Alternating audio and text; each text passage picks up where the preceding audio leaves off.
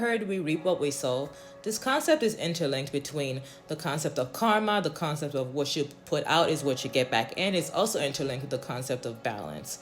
I think this concept is extrapolated from different biblical texts and also different texts in the world when it comes down to other religions. But the concept actually talking about really the actions that one does, indirectly or directly. We always receive the consequences of those actions, whether good or bad. We always reap what we sow, whether good or bad. And this is not to say, this does not justify how bad things happen to good people. And I use quotation marks because I don't consider things good or bad. Really, everything is in a continuum. But this talks about really when you do good things, or when you are more in the side of love, when you're in the side of justice or so, you tend to receive that back generally, even if it doesn't come in the same form. But when you move from a space of evil, envy, jealousy, hatred or so, you also receive that back. And the funny thing is, when we look at how God moves, God usually hits us where it matters the most. One of the things I've noticed, and actually I really don't like seeing things that happen to people when I cut them off, but it always seems that people that treat me unkindly end up having some interesting things happen to them. And it's a direct result of how they have treated me.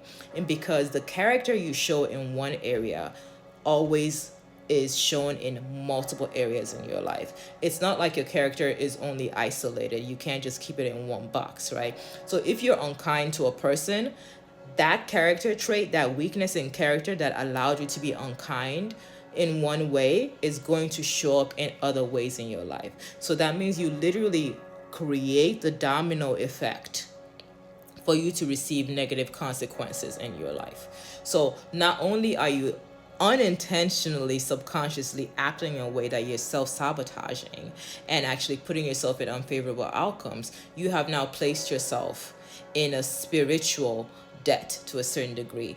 Because when you put out evil, right, we are going to receive that back spiritually, but also psychologically.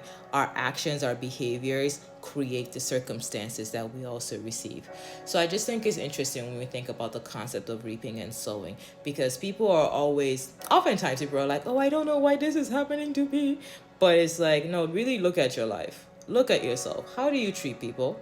What are the things you've done? What have you put out? Because that's exactly what you're receiving.